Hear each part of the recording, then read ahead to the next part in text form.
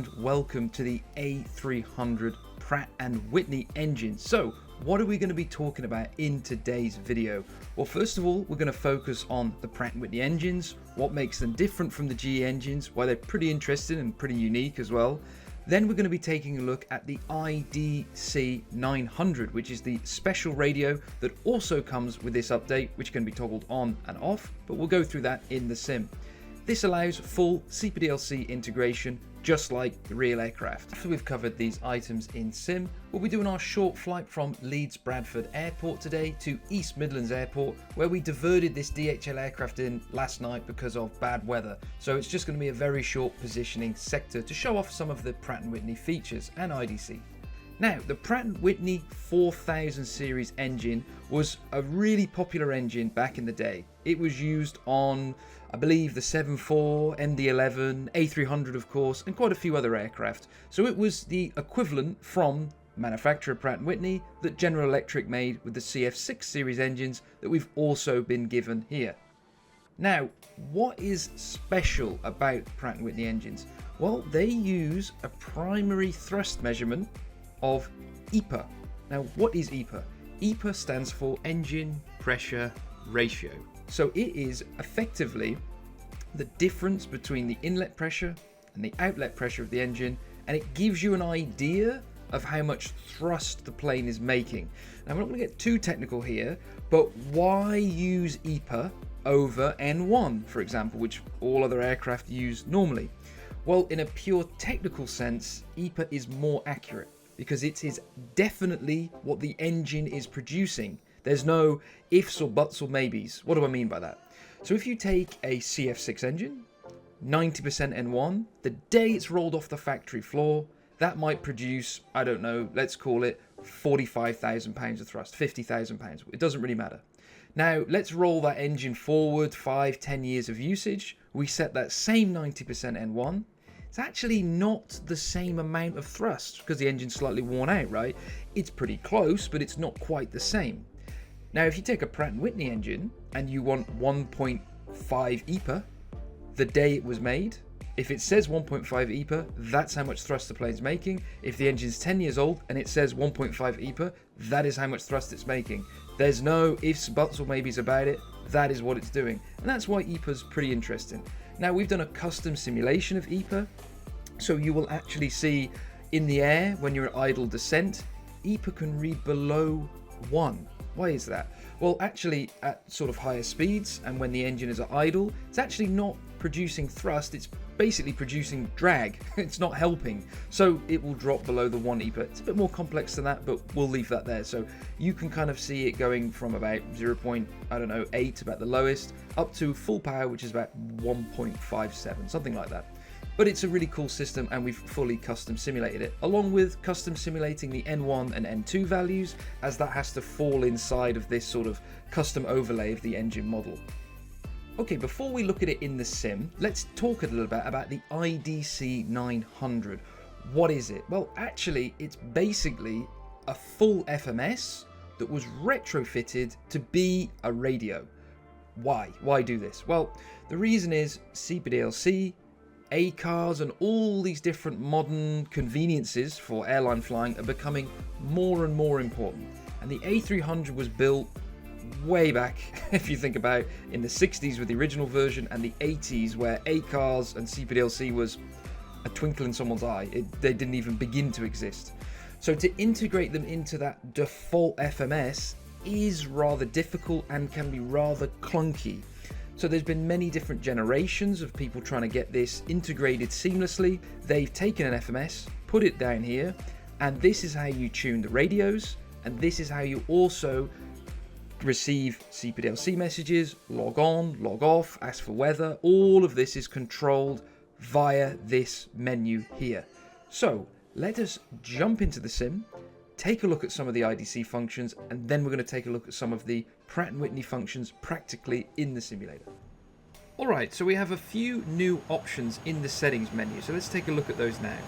So inside the settings menu, we have Hoppie. Now, this is where you're going to need to put your Hoppie logon code, which can be got from the Hoppie website. An email will be sent to you, and that will be your logon code. You'll need to put this in here if you want to use any of the ACARS and CPDLC functions of the IDC radio. Most of these options you're pretty familiar with, but there's one that you wouldn't have seen before, or if it was there, it didn't have any function. So cockpit settings, IDC show hide. So now if I'm going to go take a look behind us. You can see we have the IDC, so it's all installed. What we can do seamlessly in the sim is I can change that to hide, go back again, and bingo, we have the classic radio setup. So if you don't want to fly with the IDC, you don't have to, but of course you're going to be missing all of the functions of the ACARS and CPDLC, just as you would in the real aircraft, but it gives you some customizations and some options for that. So let's move across to the IDC now. Alright, here we are looking at the IDCs. So we're going to start on the tune page, so tuning page. This is pretty straightforward. I think it's actually really quite a nice setup. So let's say we want to get into a frequency 121.955. We type it in. You can also miss off, for example, the 5 and it'll assume it's 950, etc, etc. You can just put that straight into COM1 or COM2, or you can put it into the recall COM1, COM2, and then that acts as a standby, and then you can simply toggle between the two of them. Same on the other side. Makes sense, doesn't need much explanation, I think. The bit that does is here, the COM1 and COM2 control page. Now you can see I've already saved some presets here. So what are these presets and what do they do? Well, if you often fly between the same airfields or do the same routes, you can save the same frequencies in here, and then you can recall them using these numbers. So let's just add another one in, for example. So let's do 119.550. So we type that, slash, let's call it center, so CTR1. And now you can see we have preset number 1, preset number 2, preset number 3. Now how do we use these? Well, what we can do is we can go back on the tuning page and we can say, okay, well we want preset number 3, E3, put it into COM1, boom, that was our frequency. No, actually I want preset number 1, boom, no, preset number 2. And that makes sense. Same on the other side. It can be quite helpful. It's quite a cool feature. It's in the real aircraft, and it will actually remember those frequencies in that list when you reload. So you don't have to do it every time. It's there persistently for the life of the aircraft. If we move down to the ADF next, exactly the same system, but it's for NDBs. Don't know how useful that one is, but still it's there. ATC makes sense in terms of what we set in terms of squawk. So you just type it in, it goes straight in there. ATC modes, this is how we toggle between turning TA only, alternate on, altitude off, standby, TARA, so makes sense, and it's ADF2. So that's the tuning page. Next we're going to move on to the MCDU menu. Now remember, this is actually a full FMS that's been repurposed to do ACARS and CPDLC. That's why they're calling it the MCDU menu. If you click on this one, it's going to take us to this page here. Now, just bear with me. If we click this page, it's the same page. Okay, so if we go here or here, it's the same page as here. So you can go to it either way you want. This is actually quite nice because it kind of drops you back to the menu and you can see where you're going, but it's an either or. First of all, we're going to take a look at the AOC functions. So in AOC, this is our ACARS function. So weather, sending messages to people, times of the flights, things like that. Pre-flight, this is where we would type in the facility. So we could type it in, our departure, our destination, our gate, our ATIS, and then we would send it. And this is where we would get our PDC pre-departure clearance through this. We do not need to be logged on to the station to get our pre-departure clearance. This is where you do that. And then we can go down in order. So let's look at en route. It makes sense. This would be automatically populated if we were in flight. with our position, fix, temperature, fuel, altitude, wind, TAS, and you can send it. So that's for transatlantic stuff. But it works, and it sends it to the controller as well if you're logged on. Post-flight is the also known as the UI page. So off, out, on, in. So out is when you push, off is when you take off, on is when you land, in is when you park and shut the engines down. So this effectively is all of your flight times, and you can see it's automatically pulled this from our FMS. So that's where we set it, in the FMS, not in here. Like the real thing is like that as well. So this is Postman 65 Charlie Alpha. That is the call sign now for this aircraft, actually in real life. And we're going from East Midlands, Leeds Bradford to East Midlands. Makes sense. So this is where we'd see all that information. Received messages is just our received messages list. We're going to look at that later. All right, let's go on weather and ATIS. So we have ATIS and weather forecast. On ATIS, not everywhere has an ATIS, and it's not always available all of the time. You'll see it in the log because it's pulling it directly from the network. So if you can't get the ATIS, you can always request the METAR, which should always work. So for example, let's try KLAX. Most airports in the US it does work with. We click send. KLAX, ATIS information echo, variable at 3, 9 statute miles, fuel at 700 feet, blah, blah, blah, blah, blah. We can then skip through what we want to see, and bingo, we have our ATIS. If we click return, we click return again, you can see it's dropping you out in a different menu. Like I say, this thing takes a little bit of getting used to, so sometimes it is genuinely easier just to go back to the main menu, back to the AOC, back to the weather request, and we want weather forecast, and now we can sort of ask for the weather, not the ATIS. So we're going to ask for Echo Golf November X-ray, seeing as that's where we're going. You can do multiple in one go. We're going to send that.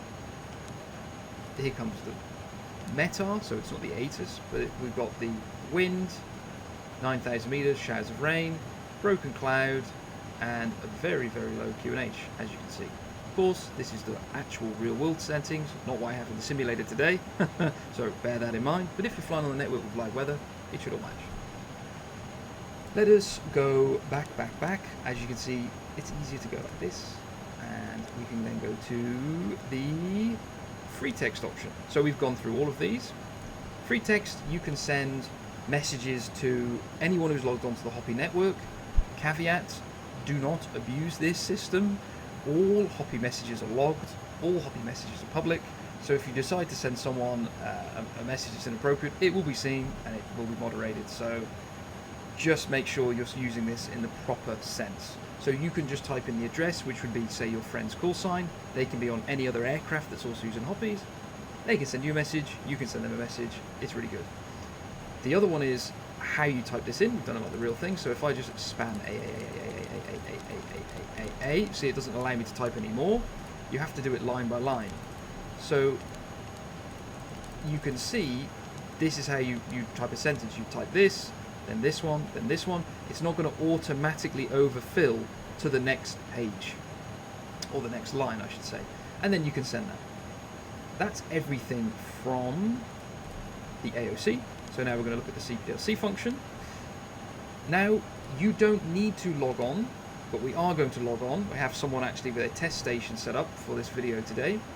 So where do you log on? And I'm going to admit this is a little bit confusing. So you would have a look on IVAO or VATSIM with the station you want to log on to. In today's case, it's test, so T, Echo Golf November X-ray. And remember, you don't have to do this on the ground. You would do this in the air in real life, but we're going to do it now. So you put it in the one left field. So this is the station you're asking to log on to.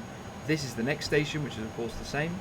You don't use the log on to button. You don't put it here. You don't put it there. You fill this in yourself now, but you don't put the station you're logging on to here.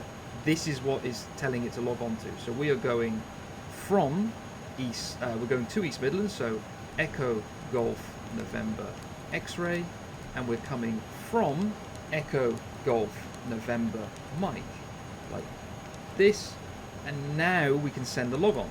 So we have now sent a logon, and we might hear the logon request come back shortly. So we've sent the logon request, we can clear it, and it's saying logging on in progress.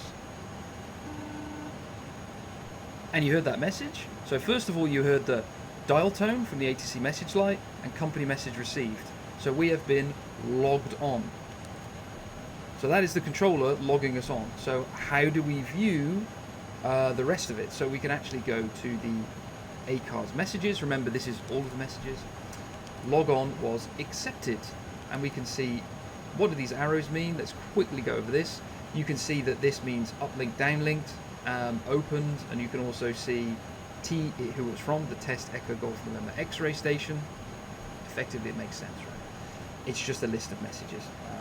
Yeah, so let's go back to the MCU menu, like this, CPDLC. I'm doing it every time just so you can see it. Log on status, we've just talked about. So now we have to do this, and like this, and then we go ATC log, talked about it, click return. Reports and requests is an interesting one. So this is where we ask stuff to the controllers. So we can say, hey, I want to climb to flight level 140. Now, I'm going to do it as a flight level. If you wanted it as an altitude, you type 14,000. I want 285 knots. And I'm going to, I don't know, I'm just going to put Pole Hill, because it's somewhere like that. So this is kind of a complex request, as you can see. Navigate.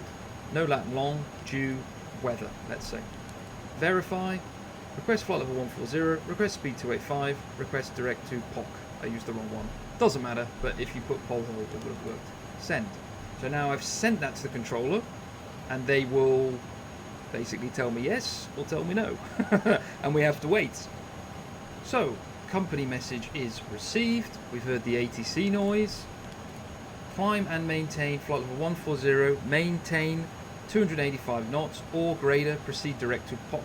So now we will either comply, unable, or standby. We're going to say Wilco, send. So now we've said we're going to do that because we requested it, bingo. And that's it really. So that's, every interaction is like that. So if we go back to the MCU menu, back to this, back to the CPDLC, final page is the attention link station. You can see in communication, we are successfully logged on and the CPDLC is available. But remember, we should always log off the station around about flight level 200, something like that.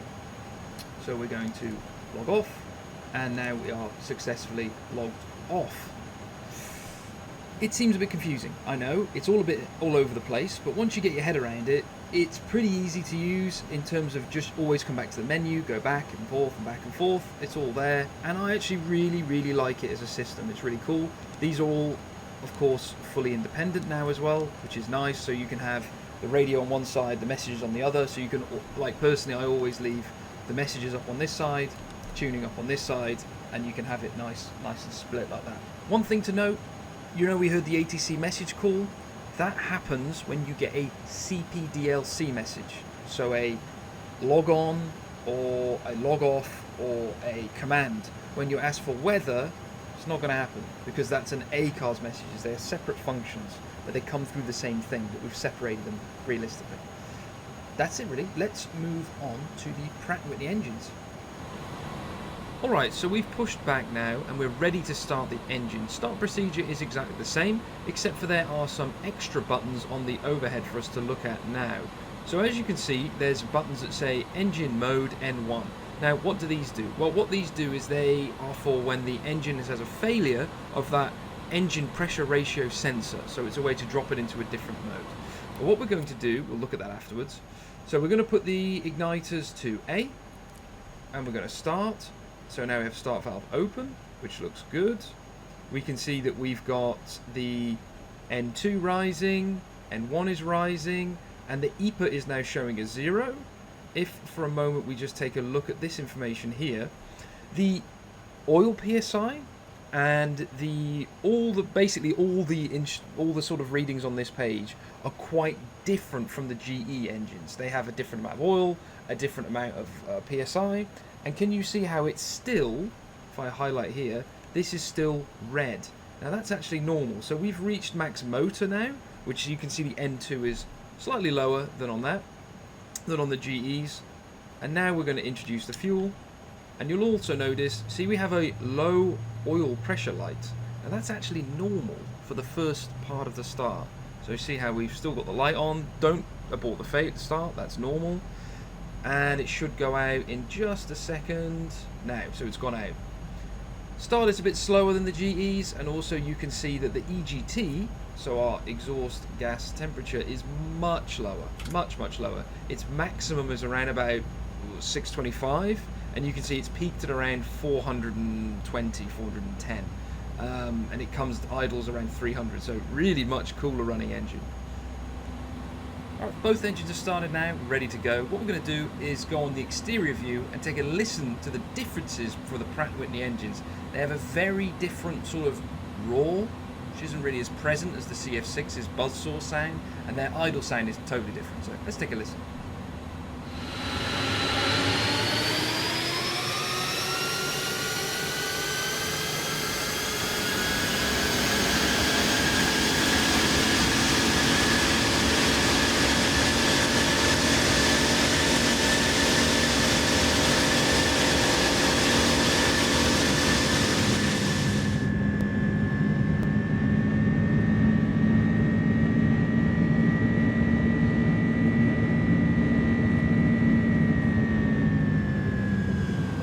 Let's look at some of the ground handling changes. Now, this is only if you are on the Sim Update 15 beta or 15 full release. So if I go full to the left, and now I go full to the right, do you see how the aircraft is losing energy rapidly because the nose wheel is skidding, but it's not doing this darting right and left. So see, look, I'm going right, I'm going left, and now the aircraft's run out of energy, which makes complete sense to me. We have incorporated that new ground handling physics from the Sim Update 15 variables and incorporated it into the A300. Alright, this will show off some of the ground handling as well, so I can be nice and precise now. So I'm just moving my rudders a little bit, which is attached to the tiller, but you can see I'm doing it smoothly and gently, a little bit more brakes. And now I can slowly but surely come around. Gonna need a little, well no, the power's good, a little bit less, a little bit more. Looking good, keeping it swinging out. Quite a big aircraft for Leeds Bradford Air for this. So I need quite a bit of power now just to keep it not stopping in the turn because it can lose so much energy. And bingo, I'll take that. Now that is quite difficult in other aircraft in the sim. I was able to keep the energy up before it sort of ran out, came all the way around and did basically a perfect lineup. Yeah, just sort of an example of what we've got set up now in the sim. Alright, so it's going to be a flex takeoff with an EPA of 1.414, so that's what we're expecting to set up here, and that's what will show us that the takeoff power is set. Technique is the same for takeoff pretty much, apart from we set 1.1 EPA here to stabilize rather than using the N1. We are also going to have a slightly different technique for setting the TOGA thrust. So rather than pressing the button in the flight deck here, we now have to press a new little button that's set here, because the ATC message light is now used for the CPDLC, of course. That's it really, so we are ready to go. So let's have a look down, flaps are set, parking brake is ready to go. So let's turn the parking brake off. And I'm going to be quite quiet on the takeoff roll because I want you to have a chance to hear the engine. So you're just going to hear me do the very basic standard calls.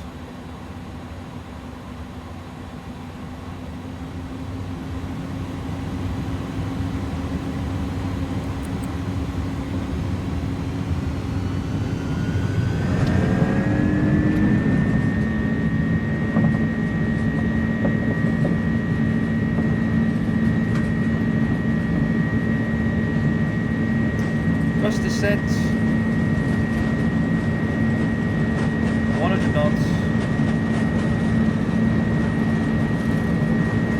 V1, rotate,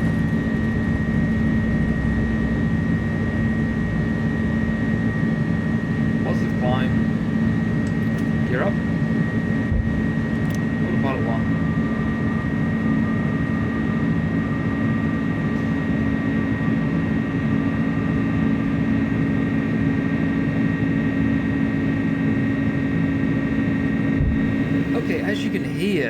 the engines are quite different. There's not as much of a buzzsaw effect because the engines generally just don't get into that range of sound.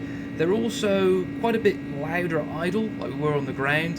And we can see here that the N1 for climb is a lot lower, same for N2, and also the EGT is much, much cooler, as we mentioned on the ground. Same with it when you're in the air. So we're going to keep climbing up to flight level 180, and we're going to update that as our cruise. So flight level 180 today. And then we're going to take a look at the EFB functions that are now new. So let's take a look at the EFB. So if we go back to the main menu, we know inside the settings menu we have the Hoppie logon code and all that new information there, but we also have a landing distance calculator. Now this is really quite cool. So we're going to be landing on runway 27, and this is drawn from what we have in the FMS, so meters and distance makes sense. So the length in meters, the heading for the runway, cool, and we can sync this from the real world weather, but that's not going to be too helpful for us today, seeing as we're flying on our own custom weather. So I'm just going to set 360/0, and then I'm going to set a temperature of 15 degrees Celsius and a weight of, I believe our landing weight was going to be around about 100 tons. So we can do that. Extra speed. Now what is this? This is how much extra speed you want to carry on landing. So you might want a little bit more headwind, so they might be a little bit windier, so you can add this extra speed component on. It's going to be a dry runway, and we're going to use flaps 30-40. Braking, not manual, we're going to use auto low, and let's see what it says. So it's calculating 1800 meters, and the factored distance is 2160. So that's well within our limits, so it's showing it as absolutely fine. Alright, now let's imagine that this actually gets to be poor. So the runway is in poor condition, you know, snow, sort of things like this, will just not good braking action at all. And we're going to run the calculation again. You can see that it's increased the landing distance by quite a bit, but it's still just within the limits. Why do we have this factored landing distance? This is effectively a 15% margin on top of your actual landing distance to give you wiggle room, and this is what's used in the real world. So it doesn't mean that you can ignore it, but it means that in an emergency, if you're on fire, we know we can land, but we don't have the margin available. So let's, for example, say that, oh, we actually want to reduce flap setting, and now you can see the factored landing distance exceeds the runway length. So no good for us today. So we're going to have to use medium. But let's for example imagine we go kind of crazy and we say, no, actually we are going to land with dry and max manual braking, and you can see, wow, that's how short the aircraft can actually land. If you just literally land, slam on the brakes, it reckons it can stop in around about 1100 meters, which is pretty impressive. But it's a cool feature now, so you can have a look at your landing distance performance before you get there. We also have the en route map. Now this is available, I'm going to zoom out a little bit because it can be a bit close when it's dragging in, where we have the standard view available, IFR day view, so we can have a look around all the different airfields in the area, IFR night, which is quite nice because it's like a night mode, so if we zoom in on Manchester, for example, down here, we can see all the different charts and all the different stuff like this, and IFR low, day, and then back to IFR night. So it's a nice little feature, so you can now sort of follow along on your flight, seeing where you're going. And we of course still have the full Navigraph integration as well for your charts. Okay, well that's about it for the new features that have been added to the A300. All of this, Pratt & Whitney engines, IDC, will be available on both the passenger and the freighter. Today we've been just looking at the freighter, and it is of no charge. So if you already own the A300, all of this will become available for free. If you purchase the A300 from now until when the product's not sold, this is all included in the base price of the A300. It's going to be packaged together in the version 1.1 update. So when that update comes out, all of this will be available. Not only are these new features added, there's also a lot of bug fixes, so make sure you check out the changelog to see the full effect of the changes that have come across, because a lot of community feedback taken on board and some internal bug testing as well. Thank you very much for choosing to come along and watch this video, and hope to see you in the sim with your Pratt & Whitney engines as soon as possible. Thank you very much.